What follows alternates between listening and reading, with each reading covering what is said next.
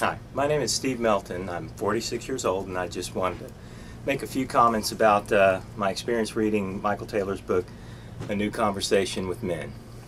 Um, First of all, I wanted to thank Michael for writing the book, because it's been very inspirational to me. Secondly, I should add that the first thing that struck me about this book was in the very beginning when Michael started relating his experiences as a young man.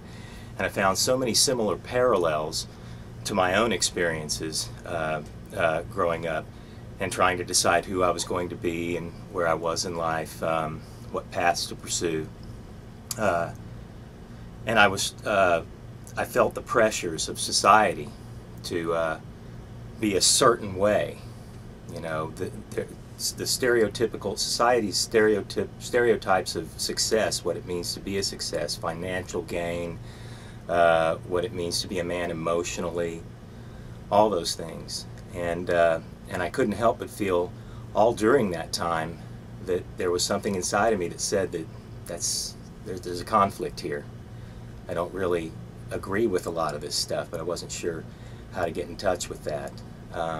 I did have the good fortune, I should also say, of having participated in Promise Keepers, which Michael also mentions early on in the book, more than a decade ago. The big difference at that point was I wasn't a father, and so I did take those principles and apply them to my life somewhat successfully, but it was a much more narrow focus. The difference this time around, as I was reading Michael's book, is I'm now a father of a 6-year-old boy.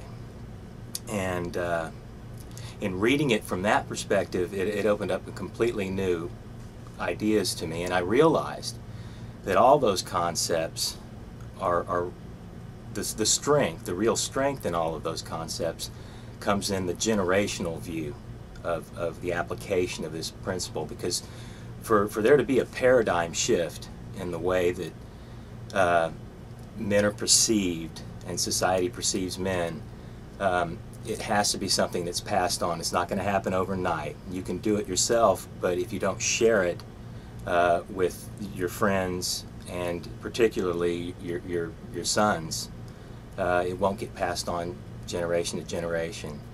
And I also have to say that I also believe strongly in something else that he was pointing out in the book, and that's that I think most of the dysfunction in the world today and across many levels has to do with these archaic stereotypes of how men are perceived to need to behave and feel and act. And I just think that the only way that the real change, real significant worldwide change is ever going to happen is if this paradigm of the male changes. And it's not going to happen unless each one of us takes in concepts like these and starts to share them with other men, and in particular, like I say again, with their sons. So finally, I just wanted to say thanks again, Mike, for writing this book.